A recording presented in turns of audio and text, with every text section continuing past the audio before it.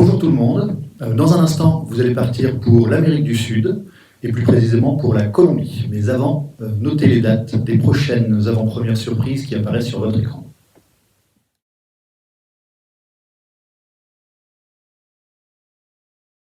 Medellín, la deuxième plus grande ville de Colombie, est connue pour son fameux cartel, et sa plus grande vedette est sans doute malheureusement Pablo Escobar.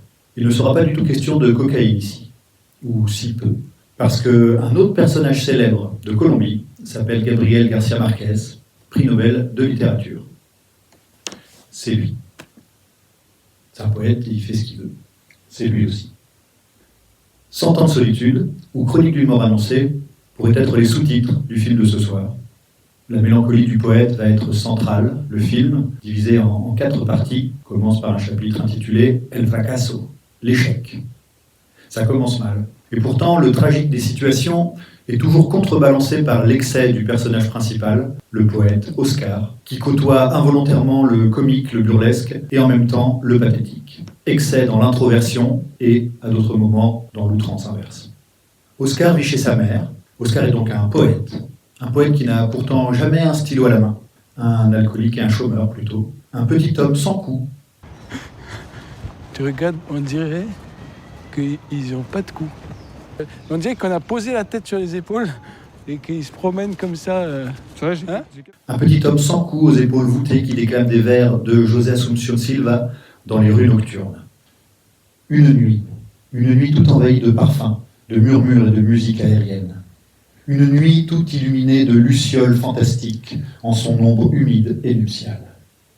Vous découvrirez aussi des conflits de classe, et même en poésie, c'est souvent violent. Et puis il y a Yourladi. Mais elle, je vous laisse la découvrir par vous-même. Rien que son nom, tout un poème. Le film est tourné en 16 mm. Et ça, c'est beau. Ça, c'est du 35 mm. Ce 16 mm, vous allez le noter dès le générique, avec ce léger flou sur les lettres blanches. Et puis ce grain, cette texture inimitable. Je dédie ce poème à mes vivants d'hier.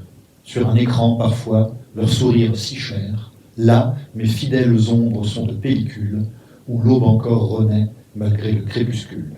De Lionel Droitcourt, Ombre de pellicule, 2016. Le film que vous allez voir est distribué par Splendor, un petit distributeur indépendant. Si ce film vous plaît, n'hésitez pas, comme d'habitude, à en parler autour de vous. Il repassera ici même dans quelques semaines. Le bouche à oreille, c'est la meilleure publicité des petits films remarquables, et celui-ci l'est sans doute.